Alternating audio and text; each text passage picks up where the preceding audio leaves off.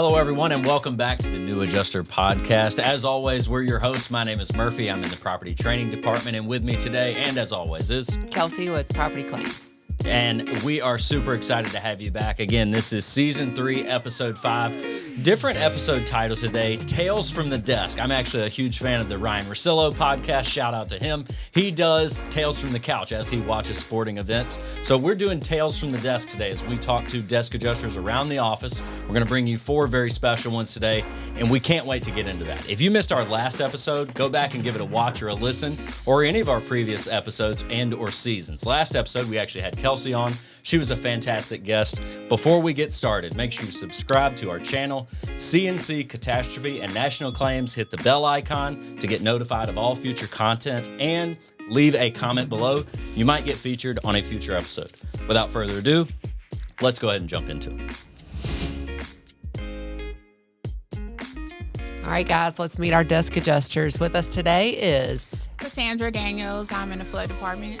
Awesome. And Kelly Hensley in the property department. Yeah. Awesome. So both sides of the aisle here as we get you both together for this podcast. So first question, just kind of an introduction. We're going to ask everybody these same series of questions. Cassandra, we'll start with you. How did you get into adjusting, and how many years have you been doing it? I got into it based off of one of my best friends. She was doing it. We worked at a cable company. I was there for like 23 years, so that's my background.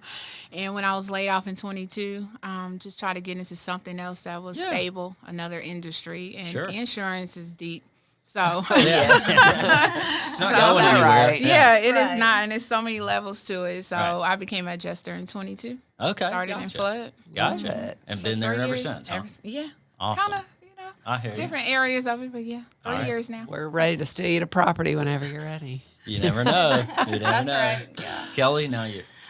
Same. I had some friends in the field and just sounded like a good idea. So I was like, let me try this out. I hopped on the Adjuster Pro and did all the things and started with CNC. So I've been in it about 3 years now. About 3 years. Okay. All right. So 3 and 3 basically. Yeah. So y'all been here about the same amount of time. Yeah. Okay. All right. Good deal. Ian. Good deal. Ian, that's right. I remember that. That's when I started. That's right. Love it. So tell me, Cassandra, what does a typical day look like for you as a desk adjuster? So when we come in the morning, well, for me, I pull up my emails, check messages, text messages, because our adjusters can text us now. Check voicemails to see if any insurance have left a message. We deal with public adjusters, attorneys, vendors. Everybody wants to know where the claim is. So check messages first, then get into the claims just to see if I have any notes I need to put in that are overdue. Check my compliances to make sure that nothing is just outstanding, and try to see what I can do to start getting the claims moving forward for today. Yeah, I hear y'all all the time. They sit in my area of the building and hear them all the time on the phone with adjusters, insureds, everybody, and just getting down to it. What about you, Kelly? What's your day look like? Same. I like to start out with my voicemails and emails, and then you're just jumping into reviewing the coverages. And, reading some policies here and there, calling those insureds and telling them what they need to know about their policy and their damages. And so Kelly, I know, works on the daily weather claims right now. So she's dealing a lot, not even just weather, but just anything not cat. So a lot of fun stuff. So I get to hear flood and everything else from these two. I love it. So if you had to prioritize the two, Cassandra, and then Kelly, we'll go to you. You've got existing claims, right? Everybody thinks like adjusting, the first day you start, you get all brand new claims. We know that's just not the case, right? Because claims are in all different stages. Some of them are at the very end, very beginning, in the sticky middle. So what do you kind of prioritize? Do you prioritize the new claims or the ongoing ones when you start your day? So when that's loaded. It really is. So I do have new claims, but they're not as frequent as the on older the flood claims. side. Yeah. Okay. Just depends on what's happening, from state to state. But as far as my queue, I just start with what's hot. Right, gotcha. Like the ones so that what happen. needs your attention this second? And what Doesn't I can necessarily move mean on. It's new or old. Yeah, Gotcha. just if it's a hot new claim, we jump on it right gotta then. have Go that ahead one. and get it assigned. Call the policyholder. Sometimes they're calling us now. Through now we deal with more NFIP claims, so those are a little different that we're working now. But just what's hot. If it's a new hot claim, we jump on those. If it's an older hot claim, I try to stay with those. Gotcha. And the ones that are brewing to where You it's try about to- to you be try to keep hot. that smoke Yeah, down. I try to keep those right there too. I hear Yeah. you. All right, Kelly, what about you? Yeah, I think similar. We definitely have timelines. We want to contact our newer insureds fast, Right. you know.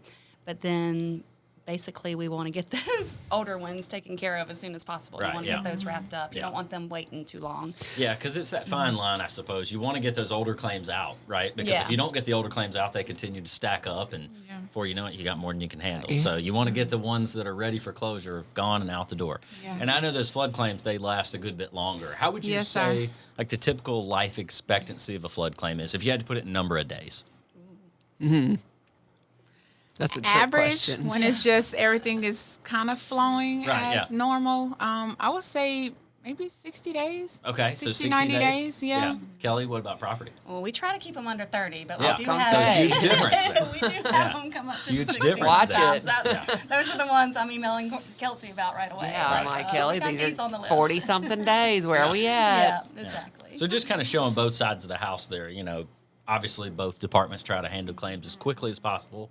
Flood just has a longer tail. It always Yes. has, and I suppose it always will. So, Yeah. A lot bigger estimates, a lot Yeah. more going into those. and on flood too, different you deal with a pieces. lot more contents than like what property Yes, deals with. yes, they can separate it. Yeah. So we try to push the building side first, Right. and then if we can hold off on the contents, we will. But sometimes they just want one claim. Sure. So yeah, but we can separate it. Contents can be pretty big because everything is floating in the house, and Yep. you got to cipher through what was covered, was not covered, and Yep. those type of things. Yeah. Yeah, because you think about it. I mean, your form of water comes from the ground up. Kelly, your form of water comes from top down. Yeah. You know, so you got a lot more contents on the flood side. Everything that's sitting on the ground gets touched. Whereas you, it's got to be collapsed ceiling. It's got to be something Right. serious for And contents to typically get they damaged. can move some things. That's right. And get it Do a taken little care of. mitigation, yeah. Exactly. Yeah, absolutely. So what are some common mistakes that you see in claim files that will slow things down or create problems? The number one is missing documents, documentation. The notes will be right there too. But number one for me is documents. You get people calling all the time saying, well, I sent the adjuster this. I sent this through your claims inbox or, Sure. the portal. And it's like, well, can you just send it back to me, please? So then that's Directly to already, me. directly to me. And that's frustrating because now they have to go back and figure out what they sent here and there. So Right. that if the documents are in order in place, then that cuts down a lot of Gotcha. that too. And then the notes, missing notes. That means if I don't know where your claim is for the last 2 weeks, you have not put a note on there, I have to call you. All right. And now I'm having to chase down. Let's do a little exercise. If it's not in the notes altogether, it what? It never Didn't happened. happen. Yeah, there you go. Yes. If we leave you with anything. I feel like we say that every time. That's Yes. right. That's Yes, right. sir. That's right. Things that you see, Kelly. And that's the biggest things that I see as well is that we just have to keep those notes up. I mean, I'll talk Yeah. to people that are like, "Oh, I just talked to that insured." I'm like, "Well, the note's not in Right. the It's file." not. Yeah, you don't know. So yeah, we have to know what you talked about Yeah. and a lot of details. And for the field adjuster side, a lot of photos. You know, we want to, we don't want anything missing. Yeah, we want to see what's there. We want to see what's not. Exactly. Both sides of it, because that can surely create a problem when their estimate has that they're replacing, siding on this building, but you don't have a photo of any damaged siding. So where are we going Yeah. there? Exactly. That's it. What would you say, Cassandra, on the flood side separates a great field adjuster from maybe one that could use some work? Like, and I know there may be multiple answers you're thinking about, but if you had to just give us one or two. From a great field adjuster to someone that's just starting. Like, from your point of view as the desk examiner, right? So just understanding what you're adjusting. Right. Is it a property claim or a flood claim? Because those kind of run together. But for some field adjusters, they work property claims, so they come to flood thinking it's the same, and it's not. Yeah. And I can attest to that because I have a lot of property still in here, and I have you to go. kind of push it to the back There you because flood is definitely its own beast. Yeah. And so just explaining to them that flood claims are not like the property claim, and once they start to get more involved in the policy and see what's covered, what's excluded, then they like, oh gosh, Cassandra, you are so right. It is totally separate. But from a good field adjuster, they know what type of claim it is. They know they can go ahead and set the reserve just based off of what they've inspected, and just set better expectations for the insured. Gotcha. Yeah, so just really knowing what they're adjusting and really what type of claim it is. Being able to kind of separate in their mind the two. What the flood zones are and what if there's a basement and pre-firm, post-firm. Yeah, all that. Not fun. Cassandra wiped her brow when I said that. That's right. And on our end, we need the weather reports. We got to know if there was some hail, corresponding to the data loss. And I think a field adjuster, a good one, will tell a story. I think that's basically all your photos with the notes and all that should tell us exactly what's happening. Kind of make sure everything matches up like that Venn diagram. You can see it easily from their storytelling. It's these photos. They line up directly with how this estimate is lining up. We're starting at the roof or we're starting at the exterior or whatever, and that's the same way your estimate should. So I really like that telling a story. It's really important. It should match up with your notes, your narrative, whatever. It should all line up. Yeah. Absolutely. So how important, I'm going to start with you, Cassandra, how important is communication between field and desk, and what's the best way to stay in sync with your field adjusters? Oh, it is so important. I cannot stress it enough. It's so important. I have so many, just speaking of now with our claims that we're trying to finish with the last 2 storms, it's so important because they're tired. And I know you're tired. And we just try to keep them encouraged every day. I check on them, making sure their mental is good because I need you focused so I can talk to you the other half of the day. But just keeping them encouraged and letting them know that we're here for them and just supporting them throughout their day. Notes are important. I can't stress that enough. If they don't have a note, then I do have to call them. But some of them are, like I said, they are responsive. But we have some that just veer off and do other things, and we got to keep them focused. Keep them focused. Keep them in line. And I hear you doing that all the time. You're like, hey, I'm just checking in with you. I'm not calling you. I don't want to know nothing about your claim. I just want to know about a claim. Just checking on you. And I feel like that is huge as a desk and field relationship because you have that one-on-one with them. You can call them. And I feel like that's something huge that all inside adjusters struggle with is having that relationship with the outside field adjusters. Man, that's one of the first things that I learned was calling that field adjuster and not even necessarily having a relationship or knowing them that well, but having some kind of communication with them. So it's huge. Just a text or a phone call. Hey, checking in. You good? Right. What you need? What can I help you with? Kelly, what do you think?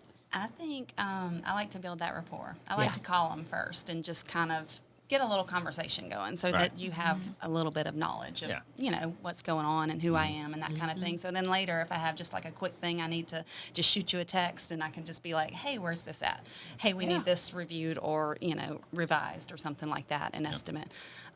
So just building that rapport and getting that communication going. You doing that with them also helps them because they'll say, oh, I know who I can call. I can call Kelly if I don't know this, or I can call Cassandra. For sure. So I think that's big, important communication.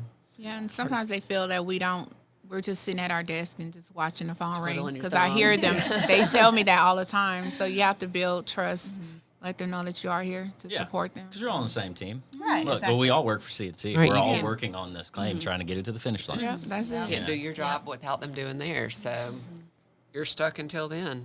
All right, so before we let both of you go, let's go into each of you one by one. Cassandra first. What would you say is the most challenging part of your job, and what would you say is probably the most enjoyable part of your job? I think this is the most important question we're going to ask. Right. And this is why we want to leave it for last, that lasting image. So. Okay, so I'll start with the challenge first. Yep. The most challenging thing for me is just, let me see. She's like, I love everything about it. It's so easy. Well, it could be overwhelming at times because you're looking at the number of claims you have. Right. Like right now I have about 160, but I've had 200. But the number is I had to tell myself it's not the number of claims. You just work one claim at a time. That's right. I set a number for myself daily. So if I can touch 20 to 30 a day, then I feel like I've done my part. Yeah, you've accomplished if something. If I've done less than that, then I'm like, what did I do today? Right. But it's just, it could get overwhelming just looking at the number of claims, especially when you're in cat season, because you want to help everybody. You know it's a sense of urgency. You don't want to tell a policyholder, wait, let me call you back, let me find out this and that. So that's challenging for me because I always feel them over the phone. Yeah. I'm just an energy person, so I can take in all of them like, oh my God. I'm so sorry. And hold on, let me see what I can do. Right. If I can get there and I can bring you to my house, I would. But, just that part, just the number of claims. So you can't allow yourself to get too wrapped up in it, but it does happen. Yeah. And I know it happens for me. What would you say the most enjoyable part is? The enjoyable part is knowing that I helped someone. Yeah. Just even sitting on the phone listening, I had an adjuster last week and I probably should say, but he cried because and I've never heard one of my adjusters cry. And just to hear, he's frustrated, and I was able to talk him what I call off the ledge because I've dealt with salespeople and I have to talk my sales team down. Like, you could do this. I promise you can. Let's sit down and let's just go through it. And what are your challenges? What can I help you with? I know I don't write the claim, but anything I can do outside of that, let me know. So I get a sense of enjoyment just helping them out, and from the field to my insured. Two great answers. Great answers. Your turn, Kelly. For sure. Can you beat that? Most challenging part. So the most challenging, I think, you have to be organized. I think that's a very important thing. And let's see, I guess by far having to talk to a mad insured would be the most challenging part. So just staying organized and getting through those conversations. Sure, those escalated calls. And just trying to connect on that human level and getting through that. It's a big thing because Kelly's been a desk adjuster at CNC for, like she said, a couple years now, but she's also in leadership at this point in time as well. So she gets those escalated calls and deals with these hot people, and she just does it so well because look at the smile on her face. I mean, you can hear that through the phone. Well, you just got to have a little, like you're saying, like you want to help the people. I'm human. You're human. Yeah. Let's just get through this and see where we can meet. Yeah.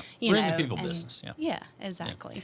So, what's the most enjoyable part for you? I think it's been. I love learning new things, and it's always something new in the adjusting world.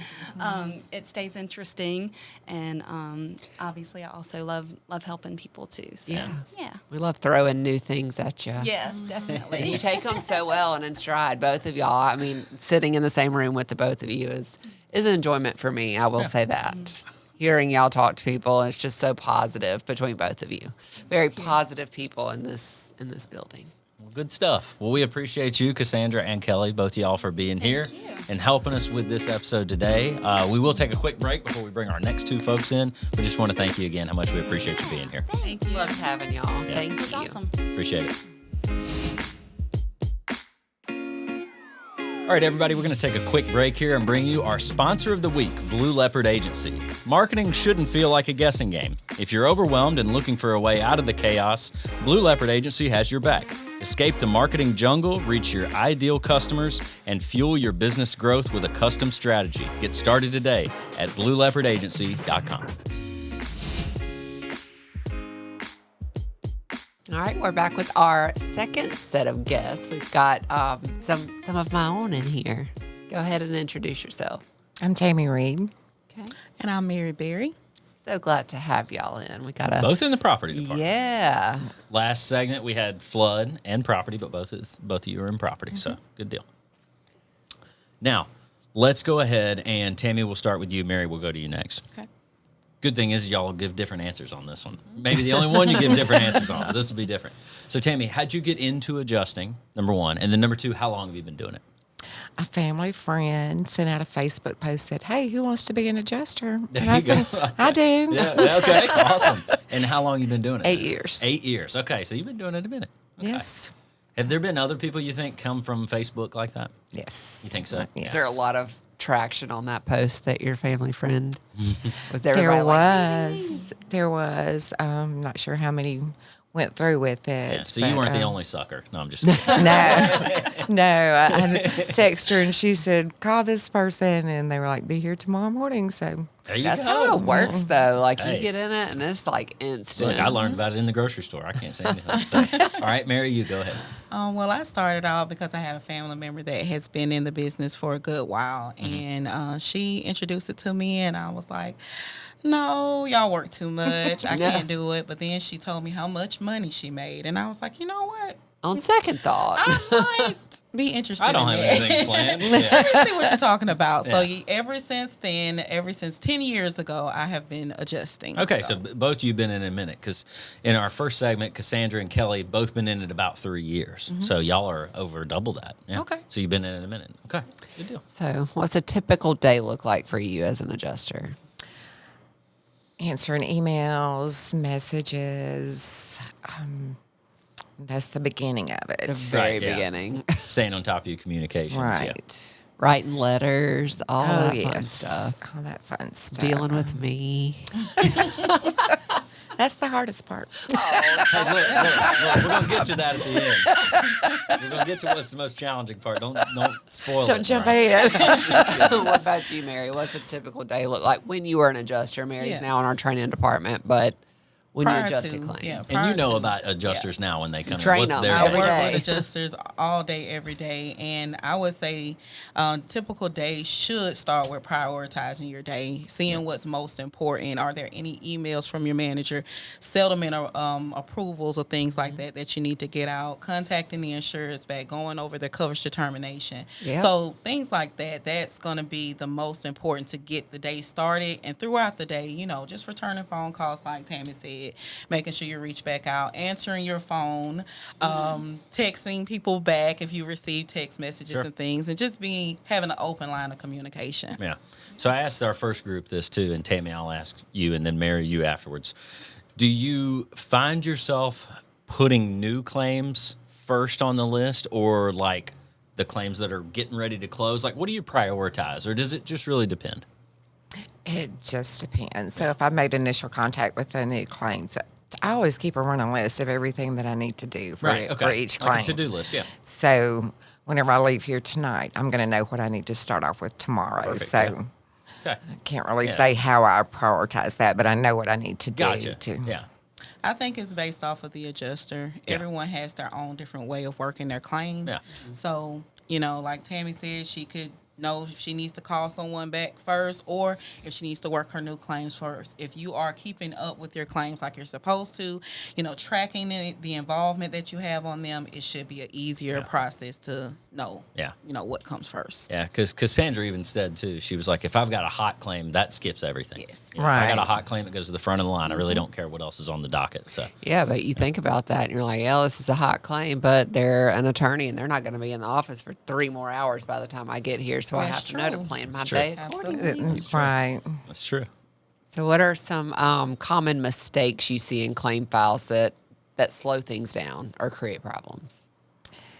If not all the file notes are in there, all the emails. There you go, Tammy. Ding, ding, ding. That's 3 for 3. 3 for 3. I feel like that's the same answer. Yeah, well, that too, but also missing photos of damages that are even areas that are damaged that are unrelated to the claim. Sometimes we don't have those photos, and when the claim, supplement comes back, we're like, okay, we don't see that in our documents. We don't have any photos of that, and just that just makes it a little bit harder and holds the claim up a little bit longer. So you would say also documentation. Yeah, notes, documentation. Things like that. That's definitely. Yeah, in sports they call that a sweep. That's 4-game sweep. Yeah, that's 4 for 4. 4 for 4. Yeah, that's really good. They say that at Wendy's too. Oh, they do say that at Wendy's. All right, let's not get off subject. Back to it. What advice would you give to a new desk adjuster that makes their job easier? Like if somebody's sitting with you and it's their first day and they're shadowing you, what would you tell them? Like, hey, this is going to make your job easier if you just do this. Take notes. Yeah. That's so important. I take a lot of notes whenever I make an initial contact. no one else may not be able to read them, but I put them in the claim correctly, and I keep my notes and notate everything that I do on that claim. So just take a lot of notes. Yeah. I mean, that kind of goes into what I'm going to say. Is just basically treat every claim like someone's going to review it with no context beforehand. Yeah. So that they don't know what's going on with the claim. They don't know what's happening. So when they pick that file up, they can literally read through it to know why you made that coverage determination. It's a build up to that. Mm-hmm. So just making sure that, you have your claim easy to read is what I like to say. Mm-hmm. Yeah. So that would be the advice that I would give. Yeah. Back to documentation. Yeah. Because I know Murphy said that in the last group, but altogether now, if it's not in the notes, it did not happen. There you go. So, we need That's all we need to know. Yeah. So, what would you say separates a great field adjuster from an average one when it comes to the quality of their file? Oh, goodness. A well-written GLR. There you go. Now, for, again, new adjuster podcast, what's a GLR? General loss report. Right. Also referred to as a narrative. Right. Yeah. And if that's written well, it's just awesome. If they tell the whole story in there, then and they have great pictures that actually show what they're saying in the GLR. It's just like, oh, I love you. Yeah, because don't you love it when you're reading that narrative report and you're like, God, you're saying this, but I don't see a single thing in this photo report that points to that. This room isn't even included. Did you send the right one to me? Yeah. And then sometimes their pictures will have damages out there, but it's not in the GLRs. So then there's that, and you're just like, I don't love you anymore. Take it back. Well, and both of you do obviously file reviews, right? Mary as a trainer and you as a desk reviewer, right? You do file reviews. Correct me if I'm wrong, but I know when I was a desk adjuster, the first thing I did was open the narrative and read what was going on. Before I ever looked at an estimate or photos, I read it. If the narrative is a little spotty and maybe hard to read or doesn't flow right, now everything kind of comes into question.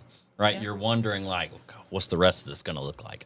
But yeah, as long as that narrative is very well thought out and is easy to read, easy to digest, then it makes your life easier as a desk adjuster. It does. Yeah. All right, Mary.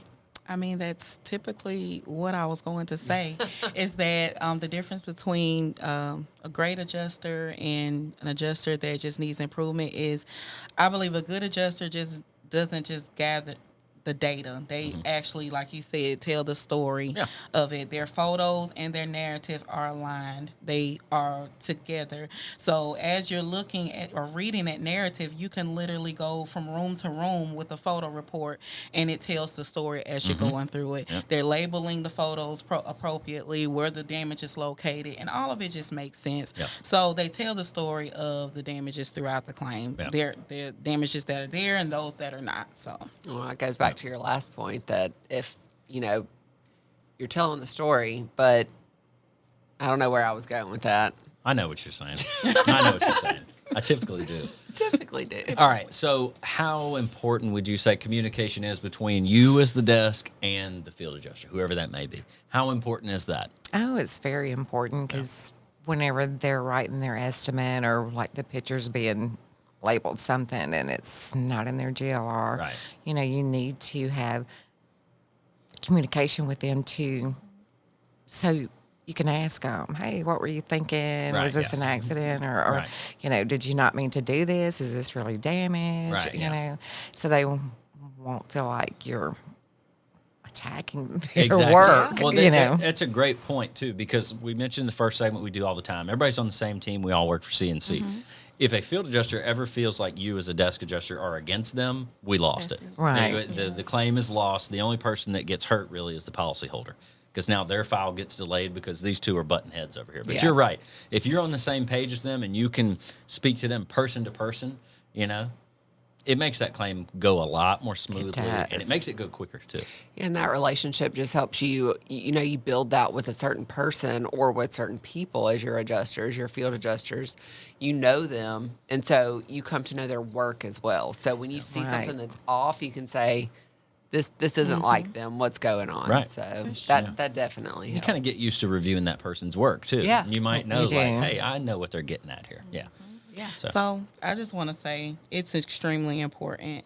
And I look at desk adjusting and field adjusting like it's a team, of course, but kind of like with football, no matter what, each team, the offensive part or the defensive part, they're going to go on the field. They may not go out at the same time, but they both have to be on the same page in order to play the game, depending on whoever gets the ball first. Either it's going to be the DA is going to get the phone call and talk to the insurer, or the field adjuster might even get out there if it's a cat situation before the DA. But they all have to work together in order to get to the win at the end of the coverage determination, end of the claim, end of the file. All of it has to go together in order for us to win. So we have to work together, communicate like she stated, so that we can do the best by our insurers. Yeah, that's so true. I would agree with that. Great analogy. I would agree with that. I'm a football girly. I almost said when you said starting off with football, whatever in my head, but no, I understood that one. Mm-hmm. So we have one last and final and most important question for you both already of teased you. at this a little bit. Yes. So. Yeah. So, what do you enjoy? I don't know. What's the most challenging? Hey, don't What change is the the question. most challenging part? No, it's a two-parter. What do you enjoy the most about working on the desk, and what's the most challenging part? Let's end with the positive. Challenging first. Challenging. I've had a couple of difficult phone calls. Yeah. To where one of them, the insured and I, we were both crying, and I couldn't even speak because to try to calm him down. Sure. Because I was so busy crying. Yeah. And so whenever things like that happen, that makes it's hard to kind of bounce back, and you don't even know these people, and you're just living their nightmare with them. Like you do by the end. Right. Of it. Yeah. And that's the important part. Yeah. And what was the second part? I'm sorry. I The thought most you were gonna. enjoyable. What's the most enjoyable part of your job? Whenever you know that you've done everything that you can for somebody, and they email you and they're like, "Thank you," and you did everything. Yeah. Even if it was a denial, but you tried everything you could. I have spoken about that same thing, Tammy, and that just shows what a great team we have here, because I've gone in depth about that even when you're denying a claim and you have somebody so happy, there's not a better feeling. There really isn't. And I'm glad that you didn't say I was the most challenging part. So. She did To earlier. you, Mary. Well, I would say the most challenging part, and I'm just going to look at this from a person that would review a file or have to maybe do a manager callback or something like that, is incomplete files, and it goes back to documentation. If you don't note it, it didn't happen. And I know, Kelsey, you can, deal with this a lot, where you have to sometimes get supervisor calls and you have an insured or an attorney or a PA, someone's complaining about something in the file. Although if your adjuster tells you, I wrote that there, but you're looking at the file and it's not there. Yeah. So that's very challenging from anybody's perspective that is in that claim file and trying to work it, trying to help you resolve it, and it's not documented, whether it's from the field or whether from the desk. Yeah.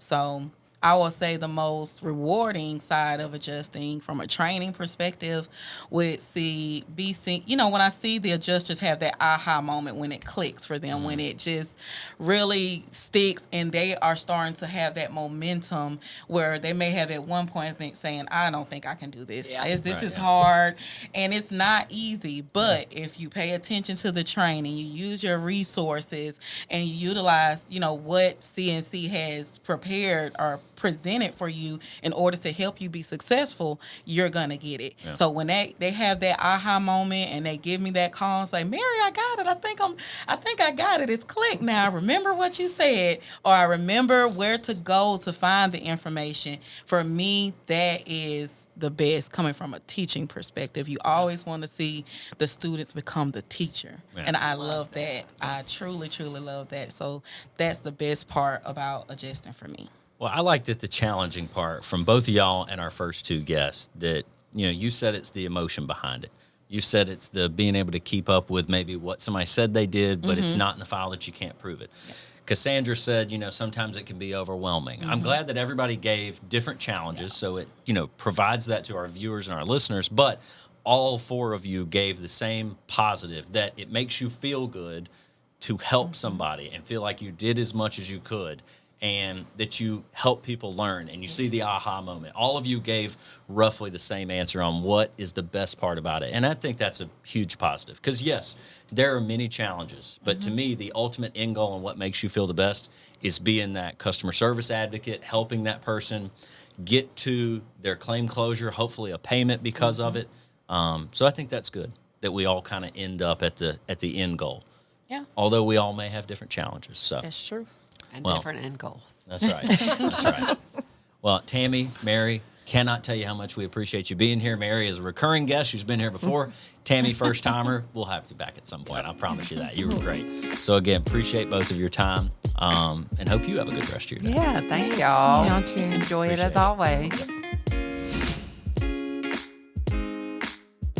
All right, everybody, we just wrapped up another fantastic episode with 4 very special guests today. Cassandra, Kelly, Tammy, and Mary. Super big thanks to them for joining us. Again, one of them was a multi-time guest, and the others we would obviously love to have back in the future.